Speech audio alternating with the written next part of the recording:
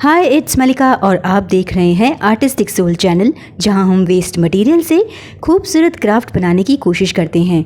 आज का क्राफ्ट ज़रूर देखिएगा क्योंकि इन वेस्ट मटेरियल से मैं जो बना रही हूँ ना, उसे देखकर आप बिल्कुल चौंकने वाले हैं। तो इस वीडियो को अंत तक ज़रूर देखिएगा और पसंद आए तो लाइक ज़रूर कर दीजिएगा। तो चलिए बिना किसी देरी के इसे बनाना शुरू करते हैं। और इसके लिए मैंने कुछ कलर के कपड़े यहाँ पर सेलेक्ट ऑलरेडी कर रखे हैं। इन्हें बस एक बार पानी से निकाल कर अच्छे से प्रेस ज़रूर कर लीजिएगा ताकि हमारे क्राफ्ट में फिनिशिंग अच्छी आए। तो पहले हमें क्या करना है कि एक पेपर लेना है। ये चार्ट पेपर का छोटा सा टुकड़ा है जिसके ऊपर मैं एक सेमी सर्कल बना रही हूँ।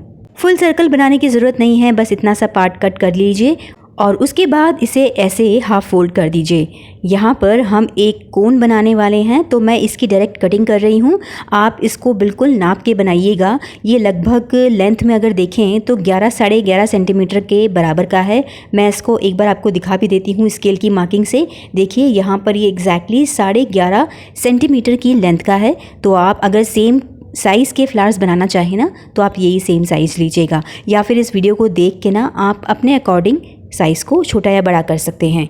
अब मैंने यहाँ पर इस पेपर कटिंग को लिया है और इस कपड़े पर इसकी मार्किंग कर रही हूँ। इस कपड़े पर आपको ऐसे कम से कम 5 से 6 मार्किंग करनी होगी क्योंकि हमें ऐसे 5 से 6 पीसों की ज़रूरत पड़ेगी। आप इस कपड़े को पूरी तरह से लपेट के सेक्शंस में डिवाइड करके एक साथ भी कटिंग कर सकते हैं, जिससे काम आसान भी हो जाएगा और जल्दी भी होगा। तो इन सब की कटिंग करने के बाद इन सभी पीसेस को हमें लेना है और इस तरह से रखना है। अब क्या करेंगे कि इसे आधा फोल्ड करेंगे और यहाँ पे जो इसके किनारे हैं ना, एक बार इसे इस तरह से फोल्ड करने के बाद अच्छे से क्रीज बना लेंगे ताकि ये इसी स्थिति में रहे। और यहाँ पर हमें सिलाई करनी है, लेकिन मैं यहाँ पर सुई धागे का इस्तेमाल ना करके इस ग्लू का इस्तेमाल कर रही हूँ, जो अक्सर मैं अपने हर क्राफ्ट में यूज़ करती हूँ। तो बस आपको एक ग्लू लगानी है और इसे अच्छे से प्रेस करना है और सिर्फ 1-2 मिनट के लिए इसे पड़े रहने देना है।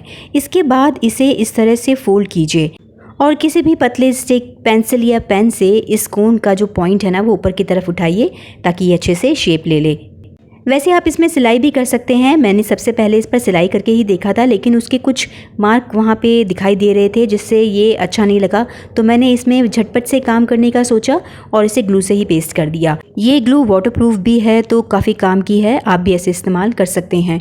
ये कोन मैंने इस तरह से बना लिए थे तो मैंने 5-6 कोन बनाए और इस तरह से इनको पलट कर सीधा कर लिया। क्योंकि ये पुराने कपड़ों से बना रहे हैं तो ये मुझे बिल्कुल प्लेन लगा, तो मैंने सोचा इसके ऊपर कुछ कलाकारी की जाए। तो मैंने क्या किया, इन पे काम करने से पहले इन्हें वाइट कलर के पेंट से पेंट कर लिया। अब ये पेंट कैसे करेंगे वो भी देख लीजिए। यहाँ पर मैंने ये पतली सी स्टिक ली है और इस स्टिक के थ्रू हम यहाँ इस कपड़े पर ना छोटे छोटे से डॉट जो है ना वो पेंट करते जाएंगे। इस कपड़े पे पेंट करने के लिए ये वाले डॉट का साइज़ मुझे सबसे परफेक्ट लगा तो मैंने ये स्टिक का इस्तेमाल किया है। आप इसके ऊपर कोई और पेंटिंग करना चाहें या डॉट्स बड़े करना चाहें ना, तो उसके लिए आप अलग से कोई चीज़, पेन या कुछ और चीज़ जो गोल हो जिससे डॉट आ सके वो ले सकते हैं। अब मैंने तो ये पुराना कपड़ा लिया था तो मुझे मेरी चॉइस का कपड़ा नहीं मिला, बस मैंने एडजस्टमेंट किया और इस पुराने कपड़े से कुछ बनाने का सोचा। इस क्राफ्ट को एंड में देखने के बाद अगर आपका मन करे ना तो आप मार्केट से ये सेम प्रिंट वाला जैसा कपड़ा भी ले सकते हैं, या जो भी आपको कलर पसंद आए या प्रिंट पसंद आए आप उसका भी इस्तेमाल कर सकते हैं। तो यहाँ मैंने पेंट कर लिया है। मुझे सेकंड साइड भी पेंट करना है, लेकिन उसके लिए हमें थोड़ा सा वेट करना पड़ेगा। हम इसे सूखने देंगे और उसके बाद ही पीछे की साइड भी पेंट करेंगे। देखिए, पेंट करते हुए आपको थोड़ा सा पेशेंस रखना होगा क्योंकि ये डॉट अगर बिखर गए तो पूरे कपड़े का जो हालत है ना वो ख़राब हो जाएगी। इसलिए इन्हें आराम से सूखने दें और उसके बाद काम करते जाएं। जितनी देर ये सूखेंगे हम दूसरा काम करना स्टार्ट कर देते हैं। यहाँ पर मैंने ये ग्रीन कलर का कपड़ा लिया है। ये कपड़ा थोड़ा सा पतला था तो मैंने इसकी डबल लेयर ले ली है। अब जितनी मुझे रिक्वायरमेंट है मैं उतने पीस इसमें से कट कर रही हूँ। इतने बड़े पीस को कट करने के बाद भी इसे मैं हाफ फोल्ड करूँगी और इनके भी 2 पीसेस ले लूँगी। ये लगभग चौड़ाई में कम से कम भी 6 से 8 सेंटीमीटर है और लेंथ तो आप उतनी ही ले लीजिएगा जितनी ज़रूरत हो। आपको क्राफ्ट को एंड में देखोगे ना तो समझ में आ जाएगा। अब यहाँ पर ये डबल कपड़ा है। अब इसको हमें थोड़ा सा स्टिफ करना है क्योंकि जिस चीज़ के लिए हम इसे ले रहे हैं उसमें उसके कड़कपन की ज़रूरत है। तो मैंने यहाँ पर क्या किया है कि फेविकॉल ली है और फेविकॉल में थोड़ा सा पानी डालकर इसे अच्छे से डाइल्यूट कर लिया है। ये पतला पतला फेविकॉल का जो पानी है ना ये हमें बहुत हेल्प करेगा इसकी स्टिफनेस को बढ़ाने के लिए। तो करना कैसे है वो आप देख लीजिए। आप इस तरह से घोल बनाइए और जो कपड़ा होगा उसके बीच में हम यहाँ पर फेविकॉल को इस तरह से लगा देंगे और इसमें बिल्कुल भी डरने की ज़रूरत नहीं है। ना ही तो इस फेविकॉल से कोई मार्क रहते हैं सूखने के बाद और ना ही ये ख़राब होता है। तो बहुत ही आराम से बेझिझक आप ये फेविकॉल लगाकर इसके बीचों बीच रखकर इस तरह से फोल्ड कर सकते हैं। और हाँ, ऊपर भी थोड़ी बहुत फेविकॉल लगा दीजिएगा ताकि इसका कड़कपन थोड़ा और ज़्यादा हो जाए। और बस इसके करने के बाद आप बहुत सारे पीसेस ऐसे बना लीजिए जितनी ज़रूरत है और इसे कम से कम भी 15 से 20 मिनट या आधे घंटे सूखने दीजिए। वैसे तो मैं आपको कहूँगी कि अगर आप इसे पूरी रात रखते हैं तो ज़्यादा अच्छा होगा।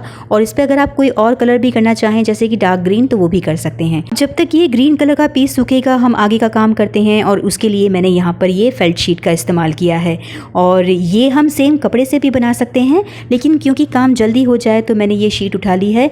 बस यही एक चीज़ है जो हम इसके अंदर डालेंगे, जो रेडीमेड मार्केट से ली है हमने। तो यहाँ पर इसके सर्कल कट करने हैं और इस सर्कल को इस तरह से हाफ हाफ करते हुए डिवाइड करना है। बेसिकली हम इस ग्रीन कलर की फेल्ट शीट से एक फ्लावर बनाने वाले हैं। तो यहाँ पर मैं ना आपके साथ एक छोटी सी टिप शेयर कर रही हूँ। आप अगर किसी तरह के फ्लावर्स को बनाते हैं और उसकी पेटल्स सेम रखना चाहते हैं तो इस टेक्निक का इस्तेमाल कीजिएगा। हमने जितनी भी यहाँ पर लाइन ड्रॉ की है ना, उसके साइड साइड में आप इस तरह से कट लगाते जाइए और इस तरह से आपका बिल्कुल परफेक्ट साइज़ का एक फ्लावर बन जाएगा। अब इसके बीच में भी हमें एक छेद करना होगा, तो आप ये सीजर से ही कर लीजिएगा। इस फेल्ट शीट पे काम करना बड़ा आसान होता है। तो जितनी मात्रा में हमने वो रेड वाले कोन्स बनाए हैं कपड़े के, उतनी ही मात्रा में यानी उतनी ही संख्या में हम ये ग्रीन कलर के फ्लावर्स भी बनाएंगे। तो इन सभी को बनाने के बाद ये देखिए यहाँ पर ये कोन्स जो हैं वो भी सूख चुके हैं। मैंने इनके आगे पीछे सब तरफ पेंट कर लिया था। अब हमें ज़रूरत पड़ेगी कुछ कॉटन की। ये कॉटन हम इसके अंदर डालते जाएंगे और इसे एक अच्छी शेप देंगे। इस कॉटन को आपको थोड़ी थोड़ी मात्रा के अंदर इसके अंदर डालना है, एक साथ मत डालिएगा क्योंकि उससे ना इसकी शेप अच्छे से प्रॉपर तरीके से नहीं आ पाएगी। तो थोड़ी थोड़ी सी कॉटन लें और इसमें डालते जाएं और इसके एंड में थोड़ा सा पार्ट छोड़ते हुए रख लीजिएगा ताकि उस पर हम काम कर सकें। बस इतनी कॉटन इसके अंदर काफ़ी होगी। अब इसके बाद हम इसके किनारों पर ना सुई धागे से सिलाई करेंगे। वैसे अगर आप इसके अंदर कॉटन नहीं भरना चाहते या आपके पास कॉटन है ही नहीं तो आप क्या करेंगे, उसका भी सोल्यूशन है। आप या तो इसके अंदर पेपर भर लीजिए जिसमें छोटे छोटे पीस पेपर के करके आप डाल सकते हैं, या फिर आप टिश्यू पेपर ले सकते हैं, टिश्यू पेपर डाल सकते हैं। या अगर आपके पास कोई वेस्ट ऊन पड़ी हो या कपड़े पड़े हों, उनकी छोटी छोटी कतरनें भी इसके अंदर फिल की जा सकती हैं। तो इस तरह से साइड पे मैं इसकी सिलाई करती जा रही हूँ। इसे सिक्योर करने से पहले हमें इस तरह की स्टिक की ज़रूरत पड़ेगी। मेरे पास ऑलरेडी ये स्टिक्स पड़ी हुई हैं तो मैं इन्हीं का इस्तेमाल कर रही हूँ। आगे थोड़ी सी ग्लू लगाकर इस कोन के अंदर मैं इसे डाल दूँगी और उसके बाद इस धागे को यहाँ पर फिक्स करके इसे सिक्योर कर लूँगी। आप इन पतली स्टिक्स की जगह बैम्बू स्टिक भी लगा सकते हैं, या अगर कुछ भी नहीं है तो आप झाड़ू की तीलियाँ भी इस्तेमाल कर सकते हैं। बस उन्हें डबल कर दीजिएगा और उनके ऊपर टेपिंग कर दीजिएगा ताकि उनकी पकड़ मजबूत बने और यहाँ पर उन्हें इस तरह से फिक्स कर दीजिएगा। तो ग्लू की वजह से ना और इस सिलाई की वजह से ये काफ़ी अच्छे से एक दूसरे से जॉइन हो जाते हैं। इन्हें बनाने के बाद अब हम क्या करेंगे, जो हमने फ्लावर्स तैयार किए थे और उनके बीच में छेद किया था, इसके साइड पर हम अच्छे से ग्लू लगा देंगे, बीच में ग्लू लगा देंगे और इस तीली के बिल्कुल बीचों बीच हम इसे डालते हुए इस कोन के बिल्कुल नीचे की तरफ इसे पेस्ट कर देंगे।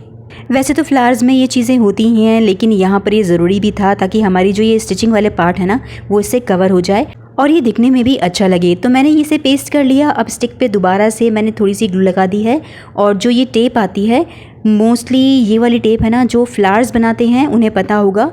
ये टेप बहुत ही आसान से किसी भी क्राफ्ट शॉप पे मिल जाती है। ये बेसिकली इसी चीज़ के लिए होती है ताकि हम स्टिक पर थोड़ा सा ग्रीन कलर लगा सकें। देखिए यहाँ पर हमने जो ये ग्रीन कलर के कपड़े पे फेविकॉल लगाया था, ये कपड़ा इतना स्टिफ हो गया है कि इसे कोई भी शेप दो ये बिल्कुल कड़क ही रहेगा। और एक और चीज़ है जो आप यहाँ पर यूज़ कर सकते हो, अगर कपड़े को आपको कड़क करना है, मेरे ख्याल से कपड़ों का एक कलफ आता है जिसे लगाकर भी इसे कड़क किया जा सकता है। तो ये दो ऑप्शन आपके पास है, आपको जो ठीक लगे आप वो इस्तेमाल कर लीजिएगा। इस ग्रीन कलर के कपड़े की कटिंग करके मैंने ये थोड़ी सी लंबी वाली लीव्स बना ली हैं। इसे हाफ फोल्ड करके इसके ऊपर एक क्रीज दे दूंगी ताकि इसको शेप दे सके। और हाँ, अगर आप ये लीफ सीधे ही फेल्ट शीट से बनाना चाहते हैं तो आप उसका भी इस्तेमाल कर सकते हैं, या अगर आपके पास वेलवेट का कपड़ा पड़ा हो तो आप उसका भी यूज़ कर सकते हैं। उस वेलवेट के कपड़े से तो और भी रिच लुक आएगा। लीफ के बीच में इस तरह से ग्लू लगाकर इसे स्टिक पर ऐसे पेस्ट करना है। ये अच्छे से पेस्ट हो जाए इसलिए इसे 10 सेकंड तक दबा के ज़रूर रखिएगा, प्रेस करके रखना। उसके बाद दूसरी लीफ पर हम ग्लू लगाएंगे और इसके ऊपर इस तरह से रखते हुए इसे भी यहाँ पर प्रेस कर देंगे और कुछ 10 सेकंड के लिए इसे प्रेस करके रखेंगे। तो ये लीफ इसके दोनों तरफ पेस्ट हो गई है।